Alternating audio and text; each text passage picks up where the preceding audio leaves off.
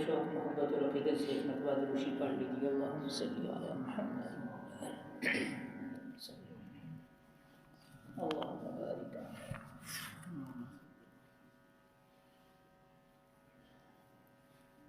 نحمدہ ونصلی علی رسولہ الکریم۔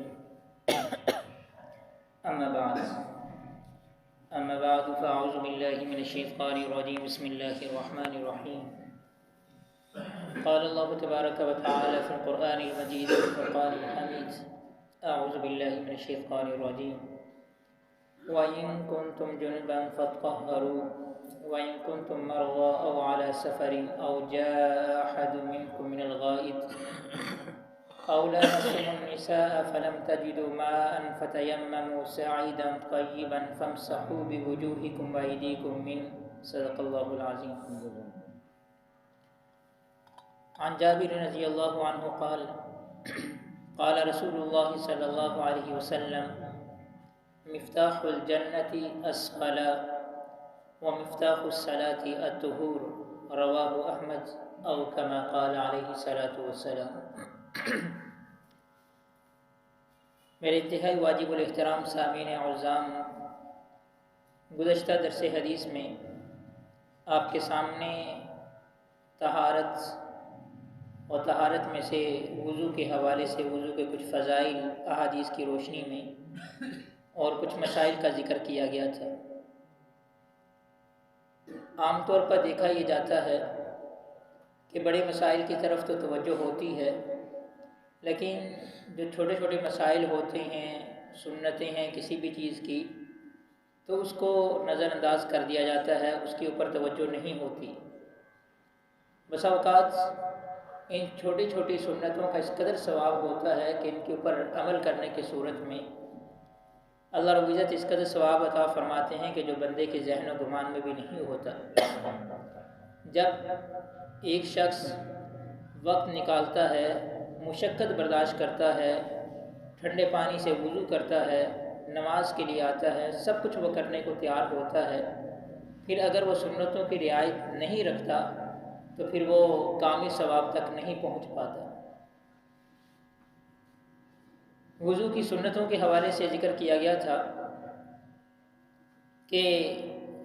سب سے پہلی سنت ہے نیت کرنا کہ وضو کی ہماری نیت جو ہے وہ درست ہونی چاہیے کہ ہم پاکی حاصل کرنے کے لیے یا نماز کے جائز ہونے کے لیے یا اللہ کی رضا کے لیے ہماری نیت ہونی چاہیے۔ جب ہماری نیت درست ہوگی، وہ جس قدر درست ہوگی، اسی قدر ہمیں جو وضو کرنے پر جو فضائل ہیں ہم اس کے مستحق ہو سکیں گے۔ اور پھر دوسری سنت کہ بسم اللہ پڑھ کر ہم وضو کریں، بلکہ ایک حدیث میں تو یہ آتا ہے کہ جس شخص نے بسم اللہ نہیں پڑھی لا وضو لمن لم یذکر اسم اللہ، اس شخص کا وضو ہی نہیں ہوا۔ اس لیے بعض فقہا کے نزدیک وضو کی ابتدا میں بسم اللہ پڑھنا یہ واجب و ضروری ہے۔ اسی طرح دونوں ہاتھوں کا شروع میں دھونا یہ سنت ہے، لیکن اگر نجاست لگی ہوئی ہے، ہاتھ گندے ہیں، تو ایسی صورت میں ہاتھوں کا دھونا یہ واجب اور فرض ہے، ضروری ہے۔ پھر مسواک کرنا بہت بڑی سنت ہے کہ مسواک کے حوالے سے تو بہت سی احادیث نہیں ہیں۔ اسی طرح وضو کے اندر کلی کرنا، ناک میں پانی ڈالنا اور ہر عضو کو 3 مرتبہ دھونا اور پھر پورے سر کا مسح کرنا یہ بھی سنت ہے۔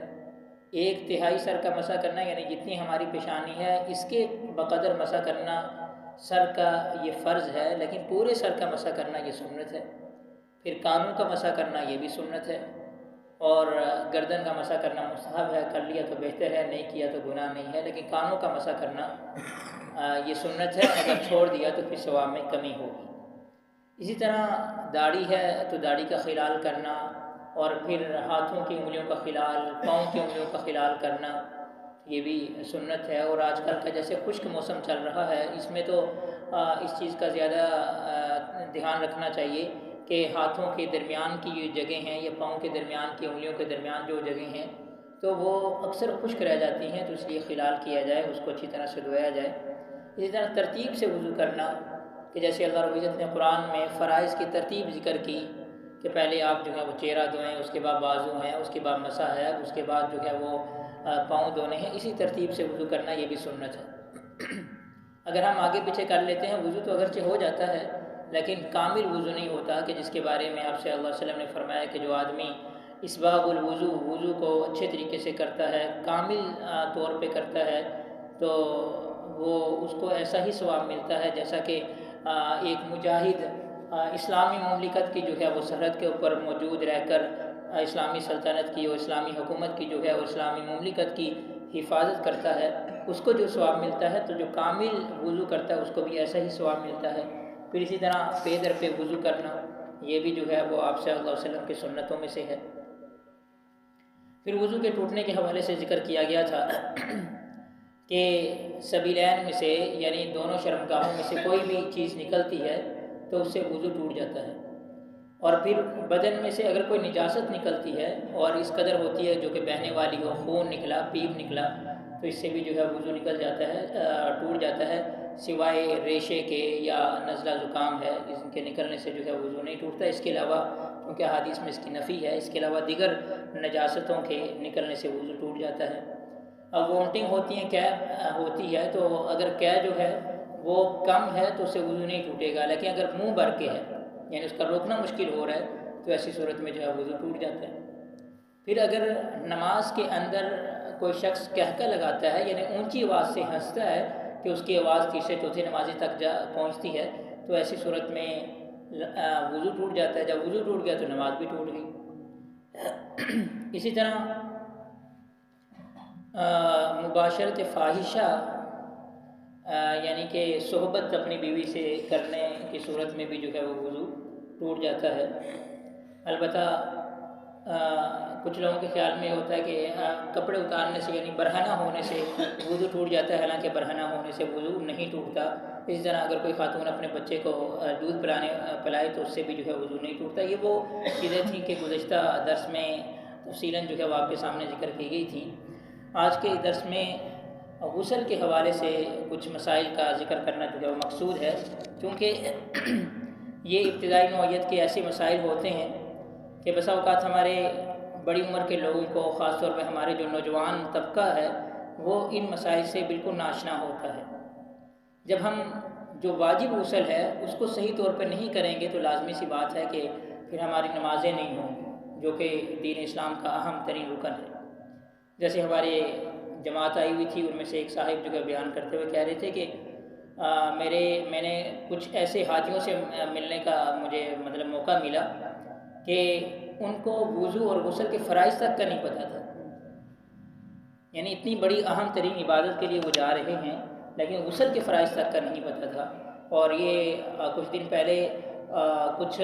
بڑے لوگ یعنی ٹک ٹاکر جنہیں کہتے ہیں، جو سوشل میڈیا پر بڑا نام کماتے ہیں، ان کا ایک جگہ انٹرویو تھا اور ایک اینکر پرسن نے ان سے سوال پوچھا کہ آپ ہمیں غسل کے فرائض بتا دیں، وضو کے فرائض بتا دیں یا مختصر سا طریقہ بتا دیں، لیکن وہ ان مسائل سے بالکل ناآشنا تھے، ان کو کوئی اس بارے میں علم نہیں تھا، تھے وہ مسلمان۔ تو یہ صورتحال ہے، اس لیے دین کا یہ علم یعنی کہ غسل کے حوالے سے وضو اور نماز اور یہ مسائل کا سیکھنا جو ہے وہ ضروری ہے، وہ فرض ہے۔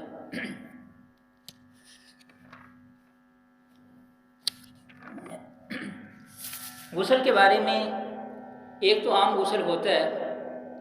کہ جیسے ہر آدمی روزمرہ زندگی میں کرتا ہے، اس کے لیے کوئی باقاعدہ جو ہے وہ مسائل نہیں ہیں، لیکن اگر وہ بھی سنت طریقے پر کیا جائے اس کا بھی ثواب ہوتا ہے، لیکن اگر عام حالت میں بھی اس کو کر لیا جائے، پانی بہا دیا جائے تو بھی وہ صحیح ہے۔ لیکن یہاں جو بات جن مسائل کا ذکر کرنا مقصود ہے وہ ہے واجب غسل، جو ضروری ہو جاتا ہے، جس کے بغیر جو ہے وہ قرآن مجید کی تلاوت کرنا جائز نہیں ہے، جس کے بغیر نماز پڑھنا جو ہے وہ جائز نہیں ہے۔ غسل جو ہے وہ کن چیزوں سے ضروری ہوتا ہے؟ ایک تو غسل جنابت ہے کہ ایک آدمی اپنی بیوی سے صحبت کرتا ہے اور خواہ وہ یعنی کہ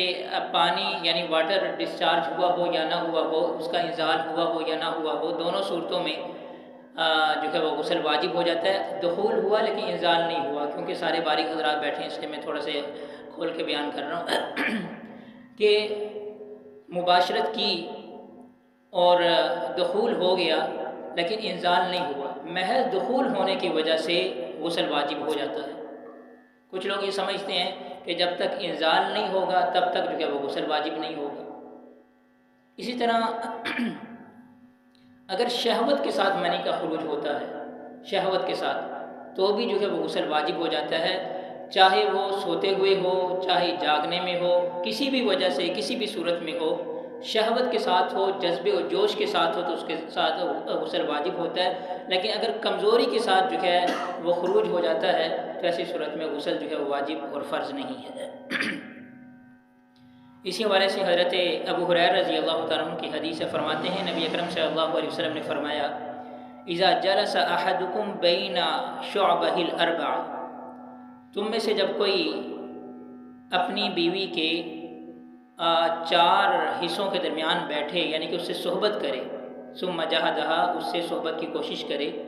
فقد وجب الغسل، تو اس کے اوپر غسل واجب ہے، وَإِن لَّمْ يُنزِلْ، اگرچہ انزال نہ ہوا ہو،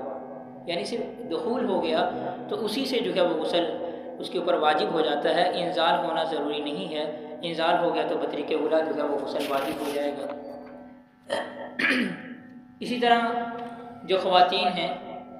مینسز یعنی ان کا جو پیریڈ ہوتا ہے، اس سے جب وہ فارغ ہوتی ہیں اپنی عادات کے مطابق تو ان کے اوپر اس سے غسل کرنا واجب و ضروری ہوتا ہے۔ اسی طرح نفاس یعنی کہ وہ پیریڈ کہ جو ڈلیوری کے بعد، بچے کی پیدائش کے بعد جو ان کو خون آتا ہے، پھر اس سے جب وہ پاک ہوتی ہیں تو اس سے بھی جو ہے وہ ان کے لیے غسل کرنا جو ہے وہ ضروری ہو جاتا ہے۔ تو یہ مواقع ہیں کہ جس میں غسل کرنا فرض ہے، اور اس کے علاوہ عام طور پہ غسل کرنا یا تو سنت ہوتا ہے یا مستحب ہوتا ہے، جیسے جمعے کے دن غسل کرنا یہ سنت ہے۔ اب یہ جو غسل ہے اس کا طریقہ ایک تو یہ ہے کہ ہم پورے جسم پر اگر پانی بہا لیتے ہیں تو اس سے غسل ہو جاتا ہے۔ ایک آدمی ہے وہ تالاب میں چھلانگ لگاتا ہے، اس کا پورا جسم جو ہے وہ گیلا ہو جاتا ہے، تو اس نے حالانکہ نیت نہیں کی تو اس کا بھی جو ہے وہ غسل ہو جائے گا۔ اگر اس نے کلی کر لی، ناک میں پانی ڈال لیا، ٹھیک ہے، تو اس سے بھی وہ غسل ہو جائے گا، لیکن اس غسل پر ثواب نہیں ملے گا۔ ثواب اس غسل پر ملتا ہے کہ جس کو آپ صلی اللہ علیہ وسلم کی تعلیمات کے مطابق کیا جائے اور جو سنت طریقہ ہے اس کو اپنایا جائے، پھر ہی جو ہے وہ ثواب ملتا ہے۔ غسل کے لیے واش روم جایا جاتا ہے، اس کے بھی آداب کا تھوڑا سا علم ہونا چاہیے۔ حضرت ابو ایوب انصاری رضی اللہ تعالیٰ عنہ ایک بڑے صحابی ہیں، وہ فرماتے ہیں کہ نبی اکرم صلی اللہ علیہ وسلم نے فرمایا، اذا آتیتم الغائط، کہ جب تم بیت الخلاء میں جاؤ، فلا تستقبلوا القبلة ولا تستدبروها، قبلے کی طرف یعنی کہ برہنہ ہونے کی صورت میں قبلے کی طرف رخ بھی نہ کرو اور قبلے کی طرف پیٹھ بھی نہ کرو، ولیکن شرقوا او غربوا، مشرق و مغرب یعنی اپنے وہاں کی یہ بات کر رہے ہیں تو اس طرح ہو کر بیٹھو، لیکن ہمارے ہاں جو ہے شمالاً جنوباً جو ہے بیٹھنا چاہیے۔ تو اگر ہم مشرق کی جانب رخ کر کے بیٹھیں گے تو ہماری پیٹھ جو ہے وہ قبلے کی جانب ہوگی، مغرب کی جانب اگر رخ کریں گے تو وہ تو لازمی سی بات ہے۔ تو یہ بخاری شریف کی حدیث ہے۔ کچھ علماء کا کہنا یہ ہے کہ قبلے کی طرف رخ کر کے بیٹھنا جائز نہیں ہے، لیکن پیٹھ کر کے بیٹھنا یہ جائز ہے۔ وہ حوالہ دیتے ہیں حضرت عبداللہ بن عمر رضی اللہ تعالیٰ عنہ کی حدیث کا کہ حضرت عمر رضی اللہ تعالیٰ عنہ فرماتے ہیں کہ ایک دفعہ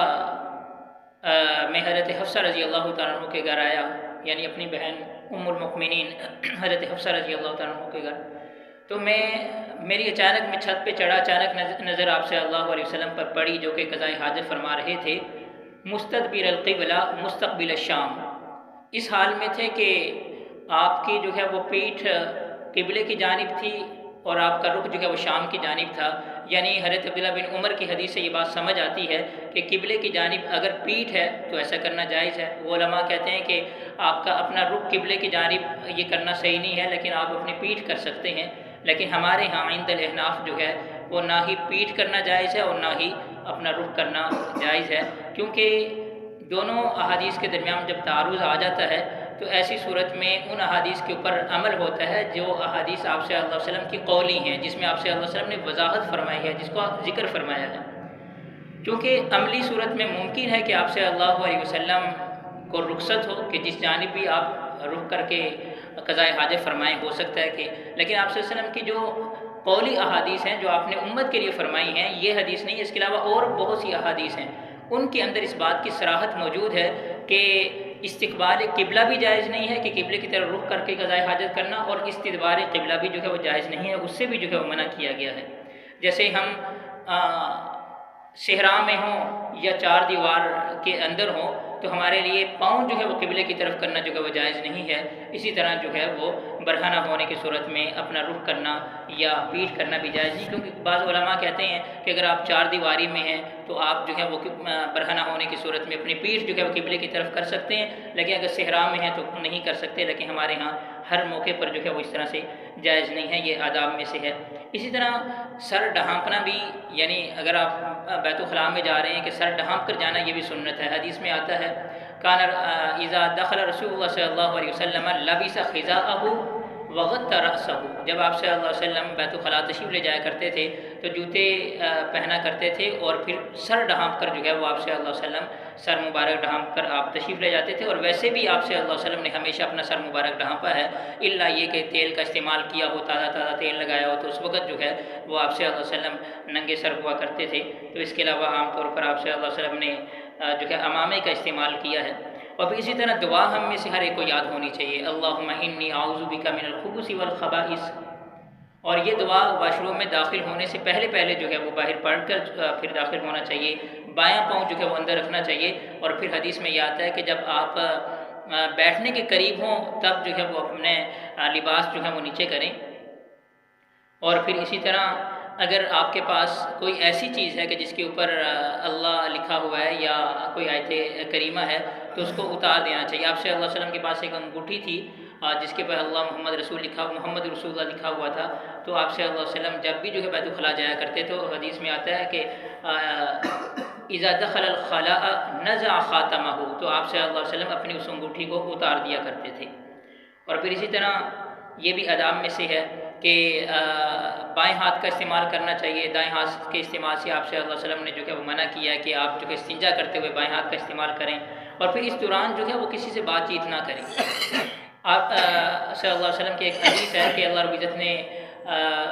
یعنی منع فرمایا ہے، اور اس آدمی سے بڑے ناراض ہوتے ہیں کہ جو دو آدمیوں نے اپنا صدر اتارے ہوں، یعنی کہ دو قضائے حاجت میں مصروف ہوں اور پھر وہ آپس میں بات چیت کر رہے ہوں۔ تو یہ مختصراً سے کچھ آداب جو میں آپ کے سامنے بیت الخلاء کے حوالے سے رکھے۔ اسی طرح نکلتے ہوئے جو ہے وہ بایاں پاؤں جو ہے بلکہ دایاں پاؤں جو ہے باہر رکھیں، داخل ہوتے ہوئے دایاں پاؤں اندر رکھنا چاہیے، اور باہر نکلنے کی دعا بھی ہم میں سے ہر ایک کو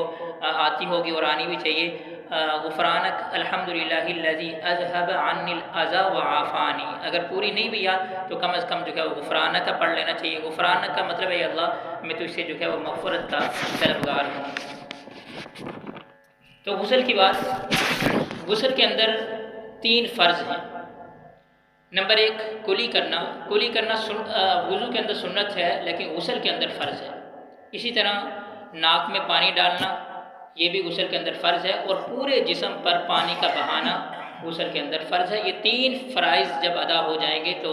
ہم بالکل پاک ہو جائیں گے اور ہمارا یہ غسل جو ہے وہ درست ہوگا۔ تو غسل کی سنتوں میں سے کہ سب سے پہلے استنجا کر لیا جائے، اور پھر جسم پر جہاں بھی اگر کوئی نجاست حقیقی لگی ہوئی ہے تو اس نجاست کو صاف کر لیا جائے۔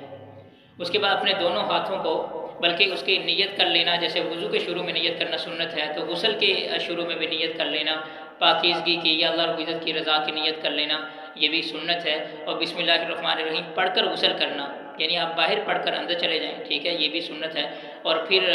اس کے بعد جو ہے اسی طرح دونوں ہاتھوں کا جو ہے وہ کلائیوں تک دھونا یہ بھی سنت ہے۔ اور پھر وضو کرنا غسل کے شروع میں اسی طرح سے وضو کرنا جس طرح ہم نماز کے لیے وضو کرتے ہیں، اس طرح سے پورا وضو کرنا یہ بھی آپ صلی اللہ علیہ وسلم کی سنت ہے۔ اور پھر تھوڑا سا پانی جو ہے اپنے سر پہ بہا لیا جائے۔ اب اس میں 2 روایتیں ہیں۔ ایک روایت کے مطابق تو یہ ہے کہ تھوڑا سا پانی اپنے سر پہ بہا لیا جائے، اور پھر اس کے بعد جو ہے اپنے دائیں کندھے پر اور پھر بائیں کندھے پر، اور ایک روایت کے مطابق یہ ہے کہ 3 مرتبہ اپنے سر پہ پانی بہا لیا جائے، اور پھر اپنے دائیں کندھے پر اور پھر بائیں کندھے پر پانی بہا لیا جائے، اپنے جسم کو اچھی طرح سے مل لیا جائے۔ اور ایک طریقہ یہ بھی ہے کہ تھوڑا تھوڑا پانی پہلے بہا لیا جائے تاکہ پورا جسم گیلا ہو جائے، اور پھر اچھی طرح سے اس کو مل لیا جائے، یا صابن کا استعمال کرنا ہے تو اس کا استعمال کر لیا جائے، اور پھر اس کے بعد جو ہے وہ 3 مرتبہ پورے طور پر جو ہے اپنے جسم پر پانی بہا کر صابن وغیرہ جو ہے وہ اتار لینا چاہیے۔ اور پھر اس طرح سے جو ہے وضو پورا ہو جاتا ہے۔ اب وضو کے بعد دوبارہ غسل کرنے کی ضرورت نہیں ہے، بلکہ حضرت عائشہ صدیقہ رضی اللہ تعالیٰ عنہ کی ایک روایت بھی ہے کہ جس میں یہ ہے کہ آپ صلی اللہ علیہ وسلم کا معمول مبارک یہ تھا کہ غسل کے بعد آپ وضو نہیں فرمایا کرتے تھے، کیونکہ غسل کے اندر وضو ہو جاتا ہے۔ جن اعضاء کا دھونا وضو میں فرض ہوتا ہے تو وہ تمام کے تمام اعضاء جو ہے وہ غسل میں دھل جاتے ہیں، تو اس لیے دوبارہ وضو کرنے کی ضرورت نہیں ہے، صرف وہ پانی کا ضیاع ہی ہے، اس کے علاوہ کچھ بھی نہیں ہے۔ تو یہ کچھ مسائل غسل کے حوالے سے آپ کے سامنے رکھے۔ اسی طرح غسل کے جو مکروہات ہیں اس میں ایک مکروہ عمل یہ ہے کہ ہم زیادہ پانی جو ہے وہ ضائع کریں غسل کے لیے، یا ہم کم پانی کا استعمال کر رہے ہیں، پانی ہوتے ہوئے بھی ہم کنجوسی کر رہے ہیں، کم پانی استعمال کر رہے ہیں یا زیادہ پانی استعمال کر رہے ہیں، تو یہ دونوں صورتیں جو ہے مکروہ ہیں، یہ صحیح نہیں ہیں۔ آپ صلی اللہ علیہ وسلم کی پانی کی ایک مقدار ہوا کرتی تھی۔ اسی طرح قبلہ رخ جو ہے وہ غسل کرنا بھی وہ بھی صحیح نہیں ہے اگر بالکل برہنہ ہے۔ اب پھر اس میں کچھ لوگ سمجھتے ہیں کہ کھڑے ہو کر غسل کرنا یہ مکروہ ہے، حالانکہ ایسی کوئی بات نہیں۔ کھڑے ہو کر غسل کرنا وہاں مکروہ ہے کہ جہاں پردے کا انتظام نہ ہو۔ ہمارے ہاں تو الحمدللہ اب تو واش روم ہے، بلکہ گھر کے اور حصوں سے ہمارے واش روم اچھے بنے ہوتے ہیں، تو یہاں کھڑے ہو کر غسل کرنا بالکل صحیح ہے، کسی قسم کی کراہت نہیں ہے۔ اسی طرح غسل کر لینے کے بعد دونوں روایتیں ملتی ہیں کہ آپ صلی اللہ علیہ وسلم نے، حضرت میمونہ رضی اللہ تعالیٰ عنہ کی روایت ہے، اس کے مطابق آپ نے کپڑے سے اپنے جسم کو صاف کیا، اور ایک دوسری روایت کے مطابق غالباً حضرت عائشہ صدیقہ رضی اللہ تعالیٰ عنہ کی روایت ہے کہ آپ کو کپڑا دیا گیا، لیکن آپ صلی اللہ علیہ وسلم نے جو ہے اپنے جسم مبارک کو صاف نہیں کیا، اسی طرح جو ہے وہ چلے گئے۔ تو ممکن ہے شاید موسموں کا بھی اس میں تفاوت ہو، فرق ہو، کہ گرمیوں میں آپ صلی اللہ علیہ وسلم اپنے جسم کو شاید صاف نہ کرتے ہوں، کپڑے سے پونچھتے نہ ہوں غسل کر لینے کے بعد، اور سردیوں میں جو ہے پونچھ لیتے ہوں، لہذا دونوں طرح سے عمل کرنا جو ہے وہ درست ہوگا۔ اسی طرح ایک تیسری چیز جو ہے میں مختصراً اس کا ذکر کر دوں کیونکہ وقت کم ہے اور کافی وقت جو ہے وہ بھی چکا ہے۔ وضو اور غسل کے قائم مقام جو چیز ہے وہ ہے تیمم، یعنی کہ جب پانی دستیاب نہ ہو، یا پانی تو ہے لیکن ڈاکٹر یا ایسی کوئی بیماری ہے کہ ڈاکٹر نے پانی کے استعمال سے منع کیا ہوا ہے، یا کوئی اور خوف ہے، کسی درندے کا خوف ہے، لیکن یا پانی اس قدر کم ہے کہ اگر وہ پی لیا جائے، وہ وضو میں استعمال کر لیا جائے تو پھر پینے کے لیے وہ پانی جو ہے وہ دستیاب نہ ہو سکے، یا کوئی بھی ایسی وجہ ہے کہ پانی کسی بھی صورت جو ہے وہ دستیاب نہیں ہو رہا، تو ایسی صورت میں جو ہے وہ تیمم ان کے متبادل اللہ رب العزت نے رکھا ہے۔ اور تیمم کے حوالے سے آپ صلی اللہ علیہ وسلم کی حدیث ہے کہ اس امت کی خصوصیات میں سے ایک تیمم بھی ہے کہ اللہ رب العزت نے مٹی کو جو ہے اس امت کی پاکیزگی کے لیے اس کو قرار دیا ہے کہ مٹی سے بھی انسان پاکی کو حاصل کر سکتا ہے۔ اور کچھ مواقع ایسے بھی ہوتے ہیں کہ جہاں پانی موجود ہے لیکن اس کے باوجود بھی تیمم کرنے کی اجازت ہے، جیسے نماز جنازہ میں اگر ولی نہیں ہے تو کوئی عام آدمی ہے تو اس کے لیے جائز ہے کہ نماز جنازہ کے لیے وہ تیمم کر لے، کیونکہ تیمم ایک آدھ منٹ میں ہو جاتا ہے اور تیمم کے لیے کہیں دور جانے کی بھی ضرورت نہیں ہوتی۔ ایسی نماز کے جس کا کوئی متبادل نہیں ہے، جیسے عید کی نماز ہے یا نماز جنازہ ہے کہ اس کا کوئی متبادل نہیں ہے، فوت ہوگی تو فوت ہوگی، تو ایسی صورت میں جائز ہے کہ پانی کے ہوتے ہوئے تیمم کر لیں، یعنی پانی کہیں دور ہے، اگر آپ پانی وضو کریں گے تو ممکن ہے کہ جماعت نکل جائے، تو ایسی صورت میں تیمم کرنے کی اجازت ہے، تیمم کر کے جماعت میں شریک ہونا چاہیے۔ اور تیمم ہے کیا؟ صرف دو چیزیں ہیں۔ تیمم کے اندر جو پہلی چیز ہے وہ نیت ہے، وضو میں نیت کرنا سنت ہے، لیکن تیمم میں نیت کرنا یہ فرض ہے۔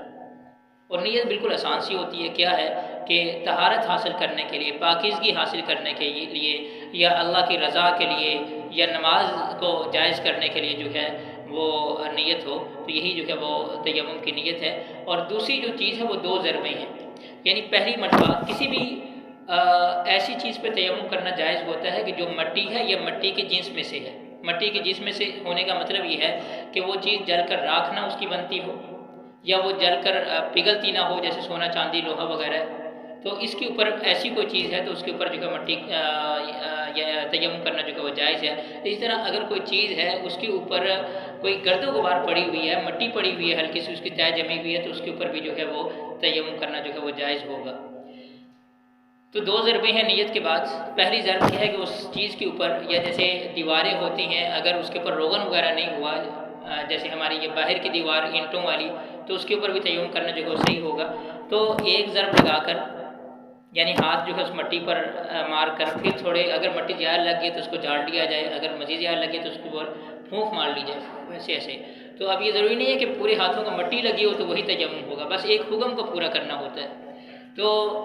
پہلی ضرب کے ساتھ کہ وہ اپنے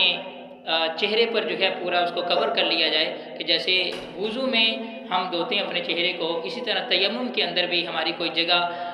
چہرے کی ایسی باقی نہ رہے کہ جہاں تک ہمارا ہاتھ نہ پہنچا ہو، تو پورے چہرے کو مس کرنا اپنے ہاتھوں سے یہ تیمم کے اندر ضروری ہے۔ اور پھر اسی طرح دوسری ضرب لگائی جائے اور پھر اس طرح مٹی کو جھاڑ کر پھر اپنے بازوؤں کو پوری اچھی طرح سے اس کو جو ہے وہ مل لینا چاہیے کہ کوئی جگہ ایسی باقی نہ رہے جہاں تک ہمارا ہاتھ جو ہے مس نہ ہوا ہو۔ اگر کوئی جگہ رہ جاتی ہے تو اس جگہ آپ جو ہے وہ اپنا ہاتھ پھیر لیں۔ اسی طرح جو ہے وہ بایاں ہاتھ ہے کہ دائیں ہاتھ سے بائیں ہاتھ پر پوری طرح سے اس طرح سے جو اس کو کور کر لیا جائے۔ صرف یہ دو ہی چیزیں ہیں، نیت ہے اور دو ضربیں ہیں، اس کے ساتھ جو ہے وہ تیمم پورا ہو جائے گا۔ جیسے وضو کے قائم مقام جو ہے یہ تیمم ہے، اسی طرح غسل کے قائم مقام بھی جو ہے اسی طرح کا تیمم ہے، جس طرح کہ وضو کے حوالے سے ہم تیمم کرتے ہیں۔ یہ نہیں ہے کہ آپ نے پورے جسم پر جو ہے وہ مٹی میں لوٹ پوٹ ہونا ہے۔ اسی حوالے سے حضرت عمار رضی اللہ تعالیٰ عنہ کی حدیث ہے،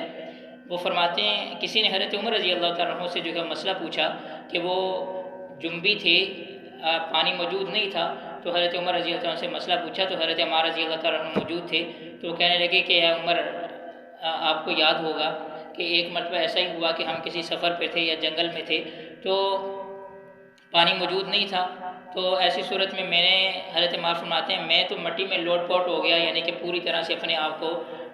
مٹی میں لٹا کر جو ہے میں نے اس طرح سے تیمم کیا، اور آپ نے نماز نہیں پڑھی کہ پانی نہیں ہے تو وضو نہیں ہوگا، تو اس طرح سے آپ جو ہے، اور ہم دونوں جو ہے وہ حالت جنابت ہمارے اوپر جو ہے غسل ضروری تھا۔ جب ہم آپ صلی اللہ علیہ وسلم کی خدمت اقدس میں حاضر ہوئے تو آپ نے فرمایا کہ اے عمار، تمہارے لیے اتنا ہی کافی تھا، جیسے وضو کے لیے تیمم کیا جاتا ہے، آپ نے وہ کر کے بھی دکھلایا، اسی طرح جو ہے وہ غسل کے لیے بھی جو ہے وہ تیمم اسی طرح کا کیا جاتا ہے۔ لہذا ضروری نہیں ہے کہ پورا جسم بھی جو ہے مٹی میں اس طرح سے اس کو مس کیا جائے۔ تو اس لیے ان مسائل کو سامنے رکھ کر جب ہم ان چیزوں کے اوپر عمل پیرا ہوں گے تو یہ چیزیں ہمارے لیے جائز ہوں گی، اور پھر اللہ رب العزت کی جانب سے ان کے اوپر جو انعامات اور فضائل مقرر فرمائے ہوئے ہیں اس کے ہم مستحق ہو سکیں گے۔ اللہ رب العزت سے دعا ہے کہ اللہ رب العزت ہمیں ان تمام مسائل کو اچھی طرح سے سمجھتے ہوئے اس کے مطابق اپنی زندگیاں گزارنے کی توفیق عطا فرمائے۔ جی جی جیسے مطلب ہم ٹینکی کے پانی سے کرتے ہیں جی کوئی بالٹی ہو یا ٹپ ہو اس کے ساتھ غسل کرنا پڑ جائے تو کوئی احتیاط یا اس طرح کا شاید ایسا ہی ہے کہ اس میں کوئی حرج نہیں ہے۔ پانی دو قسم کا ہوتا ہے، ایک کو طاہر کہتے ہیں، ایک کو مطہر کہتے ہیں۔ ایک پانی پاک ہوتا ہے لیکن وہ پاک کرنے والا نہیں ہوتا، اور ایک دوسرا پانی ہوتا ہے جو پاک بھی ہوتا ہے اور پاک کرنے والا بھی ہوتا ہے۔ اب یہ جو پانی کی مطلب ہمارے جسم سے جو پانی جدا ہوتا ہے یہ پانی طاہر ہے، یعنی پاک تو ہے، اگر بالفرض کسی ٹب وغیرہ میں جمع ہو رہا ہے، ٹھیک ہے، اب اس پانی سے آپ وضو نہیں کر سکتے، یعنی وہ اب پاک کرنے والا نہیں رہے گا، اس کے اندر جو ہے وہ پاک کرنے کی جو صفت ہے وہ ختم ہوگی، لیکن بذات خود پاک ہے۔ اگر اس کی چھینٹی آپ کے اوپر پڑیں گی تو آپ کا جسم ناپاک، آپ کے کپڑے ناپاک نہیں ہوں گے، ٹھیک ہے۔ تو اسی طرح جو واش روم کے اندر جو بالٹی رکھی ہوتی ہے تو اگر غسل کرتے ہوئے ہمارے جسم سے پانی لگ کر اس میں گرتا ہے، کچھ پانی اس میں بھی لازمی سی بات ہے بچنا بڑا مشکل ہو جاتا ہے، تو وہ پانی ناپاک نہیں ہوتا۔ وہ پانی اگر ہم استعمال بھی کریں گے تو ہمارا جسم ناپاک نہیں ہوگا۔ البتہ اتنی سی بات ہے کہ اگر سارا پانی مائع مستعمل ہے، یعنی استعمال شدہ پانی ہے جو ہمارے جسم سے جدا ہو کے اس میں گرا ہے، الا یہ کہ اس میں کوئی اور نجاست وغیرہ شامل نہ ہوئی ہو، تو وہ اگر ہمارے جسم پہ دوبارہ لگتا ہے تو ہمارا جسم ناپاک نہیں ہوگا۔ لیکن اگر محض اسی سے ہم وضو کر رہے ہیں یا غسل کر رہے ہیں تو ایسی صورت میں وضو اور غسل نہیں ہوگا، کیونکہ اس پانی میں پاک کرنے کی صلاحیت موجود نہیں ہے، ٹھیک ہے۔ تو اس کو مائع مستعمل کہتے ہیں۔ لیکن ایسا پانی جو مستعمل نہ ہوا، اسی طرح بسا اوقات مسح کرتے ہوئے کچھ لوگ جو ہیں وہ جب اپنے ہاتھوں کو تر کرتے ہیں تو پھر وہ ڈائریکٹ سر پر لگانے کے بجائے اس کو چومتے ہیں یا جو بھی ہے، ٹھیک ہے، تو کسی اور اس کو لگا کر پھر وہ سر پہ لگاتے ہیں، حالانکہ ایسا درست نہیں ہے، وہ پھر مائع مستعمل ہو جاتا ہے، ٹھیک ہے۔ لہٰذا پانی کے لیے ضروری ہے کہ آپ اس کو ڈائریکٹ اپنے اعضاء پر جو ہے وہ استعمال کریں، کسی اور چیز کے ساتھ مس کر کے پھر اس کا استعمال کرنا جو ہے وہ صحیح نہیں ہوگا۔ آمین۔ الحمد للہ رب العالمین والعاقبۃ للمتقین والصلاۃ والسلام علی رسولہ محمد وعلی آلہ وصحبہ اجمعین۔ اللهم انت السلام ومنك السلام تبارك ربنا يا ذا الجلال والاکرام، ربنا فاغفر لنا ذنوبنا وكفر عنا سيئاتنا وتوفنا مع الابرار، اے اللہ جتنے احباب موجود ہیں سب کے یہاں بیٹھنے کو قبول فرما، اے اللہ سب کی جائز حاجات کو پورا فرما، مشکلات کو آسان فرما۔ اے اللہ نبی اکرم صلی اللہ علیہ وسلم کے اسوہ حسنہ کے مطابق ہمیں اپنی زندگیاں گزارنے کی توفیق عطا فرما، آپ صلی اللہ علیہ وسلم کی ایک ایک سنت مبارکہ کو اپنانے کی توفیق عطا فرما۔ اے اللہ جتنے مسلمان پریشان حال ہیں سب کی پریشانیوں کو دور فرما، سب کے ساتھ آسانی کرم اور فضل والا معاملہ فرما۔ اے اللہ مانگنا نہیں آتا بن مانگے عطا فرما، اپنے فضل سے کرم سے عطا فرما۔ اے اللہ جتنے مسلمان ہمارے بھائی بیمار ہیں اللہ تو سب کو صحت کامل عطا فرما، ہماری زندگیوں میں عمروں میں برکت عطا فرما۔ اور اے اللہ جتنے مسلمان دنیا سے جا چکے ہیں اللہ تو سب کو جنت الفردوس میں اعلیٰ ترین مقام عطا فرما۔